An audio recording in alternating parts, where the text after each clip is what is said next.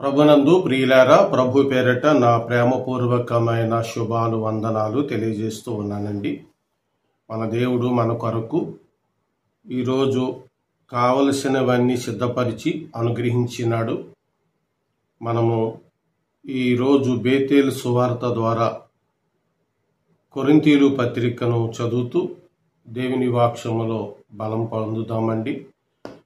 ఈ మధ్యకాలంలో మీరు గమనిస్తే మన క్రైస్తవ సహోదరులు ఛానల్లో గొడవలు పెట్టుకుంటున్నారు, లైవ్ పెట్టుకుని తిట్టుకుంటున్నారు, మీరు చూస్తున్నారు.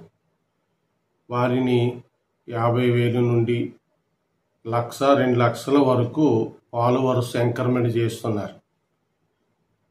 మరి మేము దేవుని సత్యవాక్యాన్ని ప్రకటించి మీ కొరకు ప్రార్థన చేస్తున్నాం. వారు మీ కొరకు ఏమైనా ప్రార్థన చేస్తున్నారా, లేక మీ కొరకు వాక్యాన్ని అందిస్తున్నారా, ఏం అందిస్తున్నారో ఆలోచించండి. మతోన్మాదులతో పోరాడుతున్నామని చెప్తూ ఉన్నారు. పోరాడటం అంటే ఏ రకంగా పోరాడితే మంచిది?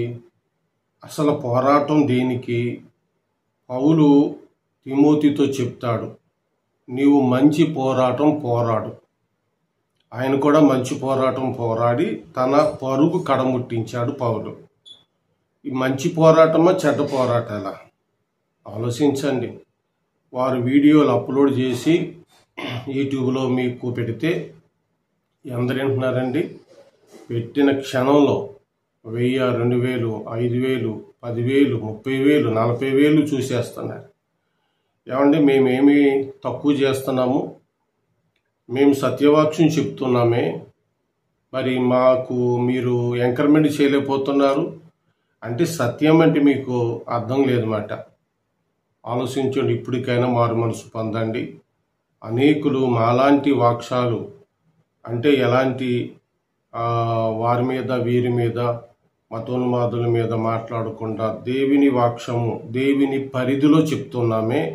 ఇలాంటి వారు చాలామంది మన యూట్యూబ్లో కనపడుతుంటుండగా 30 మంది 40 మంది వారు చూస్తున్నారు. ఎంత దారుణం అండి. కాబట్టి వాక్యానికి ప్రాధాన్యత ఇవ్వండి. మేము గత 5 ఏళ్ల నుండి మీకు అందుబాటులో ఉంటానే ఉన్నాం, కరోనాకు ముందు సమయంలోంచి కూడా. కాబట్టి మీరు ఎంకరేజ్మెంట్ చేయండి. పెట్టిన వీడియోలు వెంటనే వినండి. మీకు చాలామందికి లైక్ కొడతాం ఇంట్రెస్ట్ లేదు, మరి ఎందుకో మాకు తెలియదు. అది అడిగాము, ఇంక అడగం. వినండి, అంతే చాలు. మీరు వినండి, ప్రభువులో బలంగా ఉండండి, ఆశీర్వాదకరంగా ఉండండి. ఈరోజు ఇప్పటికే మీకు ఎక్కువ సమయం మాట్లాడేశాను. రండి, మీ కొరకు వాక్యం చెప్పిన తర్వాత మీ కొరకు నేను ప్రార్థన చేస్తాను. కొరింథీయులకు రాసిన పత్రిక 3వ అధ్యాయము 1 నుండి 3 వచనాలు మనం చదువుకుందాం. సహోదరులారా, ఆత్మ సంబంధులైన మనుషులతో మాట్లాడినట్లు నేను మీతో మాట్లాడలేకపోతేని, శరీర సంబంధులైన మనుషులే అనియు క్రీస్తునందు పసిబిడ్డలే అనియు మీతో మాట్లాడవలసి వచ్చెను. అప్పటిలో మీకు బలము సాలకపోయినందున పాలతోనే మిమ్మను పెంచి తిని గాని అన్నముతో మిమ్మను పెంచలేదు. మీరింకను శరీర సంబంధులై ఉండుట వలన ఇప్పుడును మీరు బలహీనులై ఉన్నవారు కారా?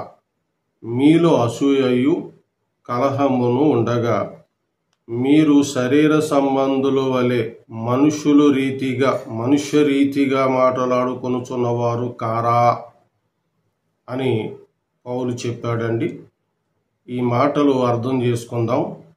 ముఖ్యంగా నిన్నటి సమయాన్ని మనం ఏమని ధ్యానించినామంటే, వీరు ప్రకృతి సంబంధులుగా మారే ప్రమాదం ఉంది, కానీ వీరిని ఆత్మ సంబంధమైన వ్యక్తులుగానే పౌలు భావించి మాట్లాడుతూ ఉన్నాడు.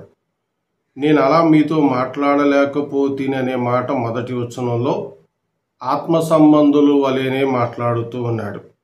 వీరిలో అసూయ ఉండటం, కలహాలు ఉండటం నిజమే, కానీ పౌలు అవన్నీ అణగద్రొక్కటానికి, వీరిని ఆత్మీయ స్థితిలో పెంచటానికి, వీరిని ఇలా సంబోధన చేయుట, వీరిని ఎంకరేజ్మెంట్ చేయటానికి ఉపయోగపడుతుంది. కాబట్టి వీరు ఆత్మ సంబంధులే.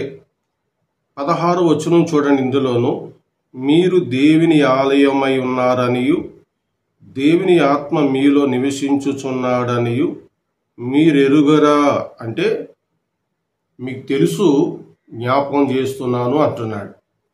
మీరు దేవుని ఆలయమే, దేవుని ఆత్మ మీలో నివసిస్తుంది, ఇలాగా తెలియజేస్తూ ఉన్నాడు. మరల 6వ అధ్యాయము 11వ వచనం, మీలో కొందరు అట్టివారై ఉంటిరి గాని ప్రభువైన యేసుక్రీస్తు నామమున మన దేవుని ఆత్మయందును మీరు కడగబడి పరిశుద్ధపరచబడిన వారై నీతిమంతులుగా తీర్చబడ్డారు. కొరింథీ వారితో పౌలు మాట్లాడుతున్న మాట ఇది. నీతిమంతులుగా తీర్చబడిన వారు మీరే, మీలో ఆత్మ నివసిస్తూ ఉంది. 3వ అధ్యాయం 1వ వచనంలో అయితే ఏమంటున్నాడైనా, సహోదరులారా, ఆత్మ సంబంధులైన మనుషులతో మాట్లాడినట్లు నేను మీతో మాట్లాడలేకపోతిని.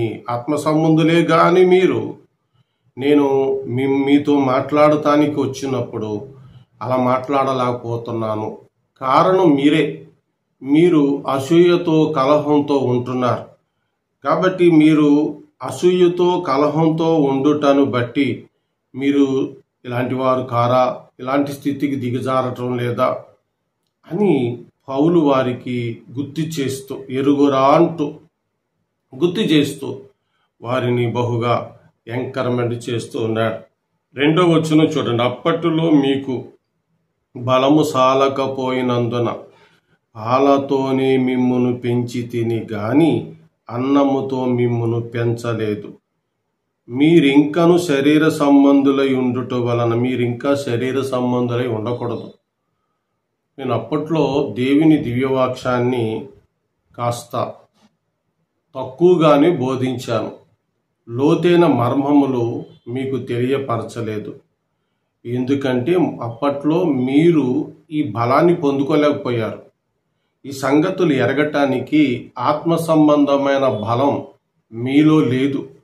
ఈ సంగతులను తీరా మీకు చెప్పేసరికి మీరు బలవంతులుగా ఉండలేదు కాబట్టి దాన్ని త్రోసివేసేస్తారు. కాబట్టి నేను తర్వాత మీకు చాలా విషయాలు బోధిద్దామని కొన్ని మాత్రమే మొదటి దినాల్లో మీకు బోధించి తినని పౌలు చెప్తూ ఉన్నాడు.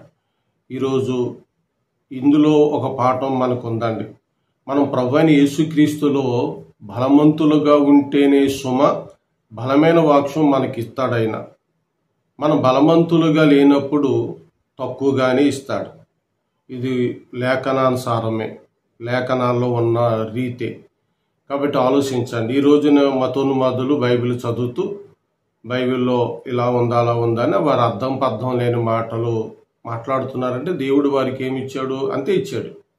వారు అలాగే మాట్లాడతారు. వారికి అదే తెలియపరచబడింది.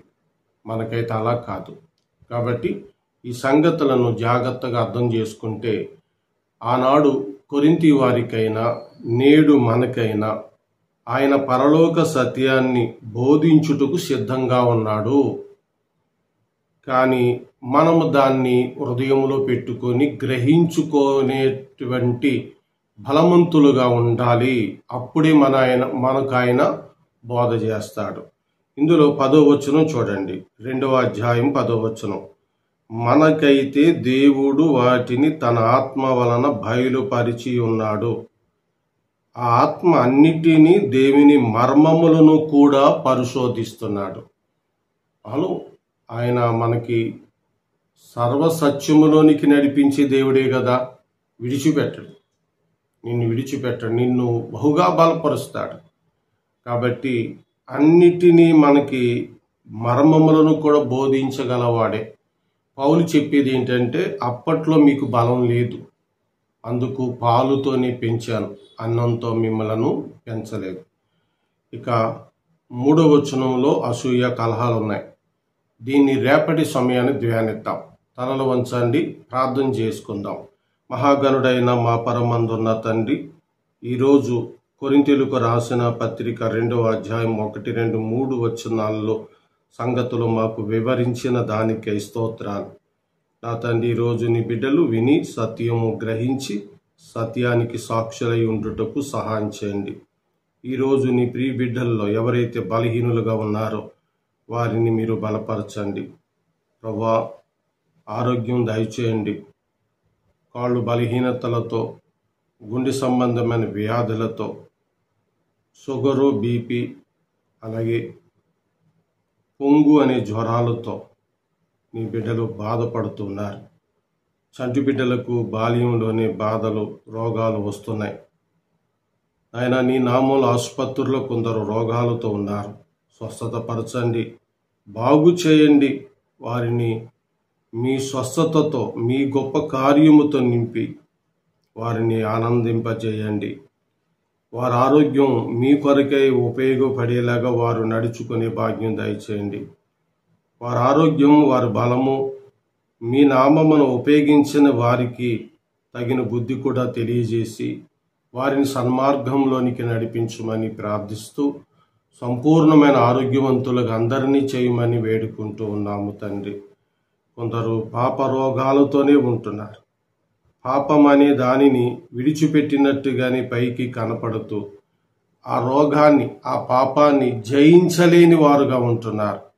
ఈరోజు వారు ఆ పాపాన్ని జయించుటకు సహాయం చేయండి. మీరు ఈరోజు మాతో మాట్లాడిన ఈ మాటలు సత్యం మా అందరిలో నాటింపజేయండి. నూరంతులుగా ఫలించుటకు సహాయం చేయండి. నీరు కట్టి ఫలింపజేయండి. నా ప్రభువా, ఈరోజు ఈ కార్యక్రమం చూస్తున్న ప్రియ కుటుంబాలలో ఏ అవసరతలు ఉన్నాయో అన్ని అవసరతలు తీర్చండి. యేసుక్రీస్తు ఘననామములో ఈ ప్రార్థన అడుగుచున్నాము మా పరలోకపు తండ్రి, ఆమేన్. ప్రభునందు ప్రియులారు, మీకు ఏదైనా ప్రార్థన అవసరతలు ఉంటే కామెంట్ బాక్స్లో తెలియచేయండి. ఇంతకు మునుపు మీరు తెలియజేసిన సంగతులను బట్టి ప్రార్థన చేస్తున్నాం.